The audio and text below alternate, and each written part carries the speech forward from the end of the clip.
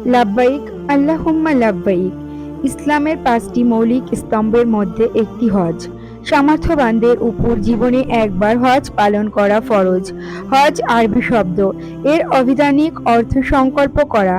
পারিভাষিক অর্থে আল্লাহ তাআলার সন্তুষ্টি ও নৈকট্য লাভের উদ্দেশ্যে হজের নির্ধারিত মাসে কাবাগর তাওয়াফ, আরাফাতের ময়দান অবস্থান সহ নির্দিষ্ট স্থানসমূহে নির্ধারিত কার্যক্রম নির্ধারিত নিয়মে সম্পাদন করাকে হজ বলে। হজ পালনের মাধ্যমে আল্লাহর সাথে মুমিন বান্দার সম্পর্ক হয় গভীর থেকে গভীরতর, বিশ্বাস ও আনুগত্যে সিক্ত হয় তাদের জীবন।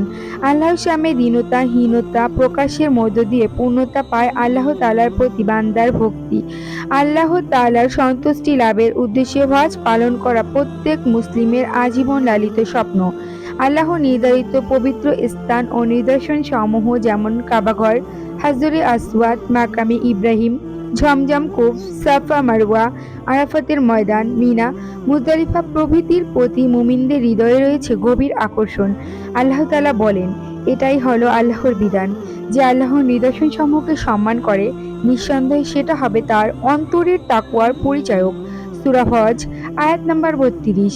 আর তাই তো আরাফাতের ময়দানে লাখো হাজির কণ্ঠে ধ্বনিত হয়, লাব্বাইক আল্লাহুম্মা লাব্বাইক, লাব্বাইক লা শারিকা লাব্বাইক, ইন্নাল হামদা ওয়া নিমাতা লাহুল মুলক লা শারিকা। অর্থাৎ, আমি আপনার কাছে হাজির, হে আল্লাহ, আমি আপনার কাছে হাজির, আপনার কোনো শরিক নেই।